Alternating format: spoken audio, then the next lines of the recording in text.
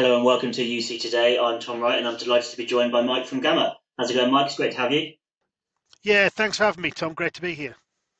Yeah, we've got a really interesting conversation today, and it's been a really exciting few months for Gamma, actually, hasn't it? And one of the biggest pieces of news has been the acquisition of Coolwave, which is where we're going to be focusing today. And I wonder if you could start just by setting the scene and giving us some context to the acquisition of Coolwave by Gamma. Yeah, sure. So Gamma's had a service provider business for about the last 20 years, on and off, and to a greater or lesser extent. And I've been running the service provider business in Gamma for about the last decade, and we've grown really quickly just doing UK services. But what became quite apparent, probably sort of over the last 18 months to 2 years, is that actually, if we want to keep growing at an accelerated rate, it was becoming increasingly difficult to do that when you're only doing one primary geography. And Gamma as a business has been buying out in Europe and buying organizations, but none of them have been specifically focused on service providers. So the acquisition really came about because we knew we needed to continue to grow. And in order to do that, we felt the best way to do that was to make sure we had more territories to provide service in. And I think when you look at the market in general, um, the market is demanding more globalization of communication services with Teams and Zoom and all of those all of those platforms. Being able to do multiple territories, almost irrespective of size of end business, now has never been more important. Yeah, so the geographic expansion is obviously the big one, the big part of the deal. I wonder if you could talk through what kind of impact this has on that, and also what kind of impact it will have on the service providers you work with, and maybe some in regions that you haven't typically worked in. Yes, so it's had a really, really positive impact. It's very early days, but it's had a really positive impact on our service provider customers. I think we've discovered that many of them are already doing global services, and actually having a partner that they trust to do that and work with has been really valuable for them. So I think it's had a really good impact in terms of addressable customers. You know, we've sort of within the top 30 customers, I think the vast majority do international services in one form or another. So it's been a really straightforward conversation. And interestingly, a whole bunch of them were already Coolwave customers. So as part of the acquisition process, we kind of got to a point pretty quickly, which was there's great customer synergy in terms of we wanted to work and did work with the same types of businesses. So it's been really good in those customers. I think it's also opening up some doors into other areas that maybe we couldn't have got into without it. And if you think specifically about some of those aggregators in the Microsoft world, um, they're really looking for a global provider of numbers and services, not just one territory. Similarly, some of the big hyperscalers want multiple territories. So it's opened up some doors that I think we would struggle to get in with one territory alone.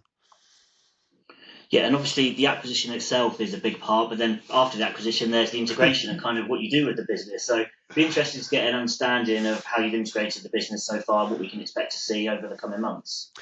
Yeah, I mean, I'm involved on a daily basis in terms of integration, and I think it's for me, it actually always starts with the people. I think the people are the lifeblood of any business, and that's been our kind of number one priority is getting the people into Gamma and familiar with how we work and our culture and getting to know people. And so that bit's going really well. I think from a network integration perspective, that work's starting, and we're just sort of gluing the networks together, for want of a better word, and that'll happen quite quickly.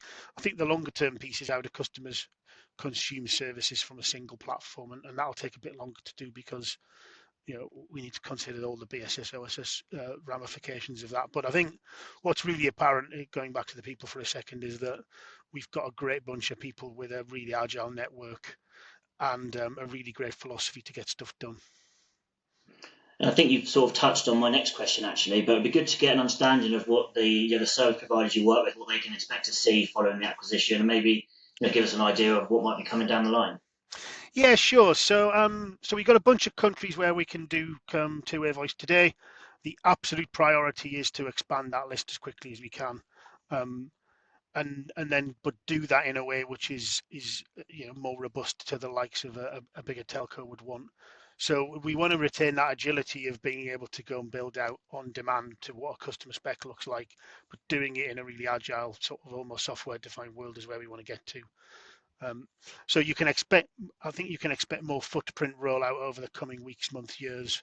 And that's sort of a real priority of ours is to get that global two-way voice footprint, to a sensible level within a really quick period of time, to help our customers go into territories.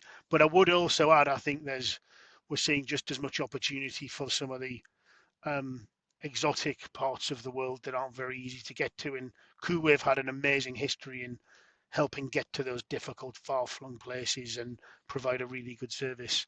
So I think you can see that. The other bit I think you can see as of now really is Coolwave's a licensed telco in both the island and Netherlands, and actually we're seeing a lot of interest for those territories. The island's pretty near the UK geographically, and many businesses have operations in Northern Ireland and need Southern Ireland, and it's been quite a difficult market. So straight away we can open up those core markets to quite a high level of scale. And then lastly, I think that we're seeing a bit of a resurgence in the toll-free market as regulation on numbering gets tougher globally, and sub-allocation rules around numbers gets more difficult and more challenging, specifically in Europe. Then many organisations are reverting back to toll-free as a way to solve that problem. And again, that's where Coolwave have got a very long heritage. Great. Well, it sounds like you're going to be very busy with Coolwave over the next few months, but I think it might be nice to finish a bit more broadly and just get an understanding of kind of your focus and Gamma's focus in the kind of more general service provider space, sort of, for the rest of this year, really. Yeah, sure. So I guess the service provider landscape is adapting and changing, and for us a great looking service provider is a UCaaS, CPaaS or CCaaS player, and we want to continue to work with those organizations, and that'll be a real priority of ours to make sure we can do the best we possibly can across not only a sales relationship but across support and across product and proposition. So what you can expect to see, I think, from us is much more focus on service providers and changing how we operate today, so we provide the best service possible in the most reliable way, and really put the tools in the hands of the service providers where we absolutely can. But this is a key focus for our business, and it's an area that we've grown quickly in, and we think we can continue to do so. But the keys in people have to trust us. We have to have a reliable service, and it has to be cost competitive, and all of that still marries true right the way through the value chain. Great. Well, Mike, it's been great talking to you, and perhaps we can speak in a few months to see how this develops. I'm sure there's going to be a lot happening over the course of the next couple of quarters or so. But in the meantime, It's been great talking to you. Thank you for joining us. Yeah. Thanks. Hopefully, I'll have a few less grey hairs, but you never know. Thank you everyone for watching. If you enjoyed this video, please give us a like and a share on social media, and we'll see you next time.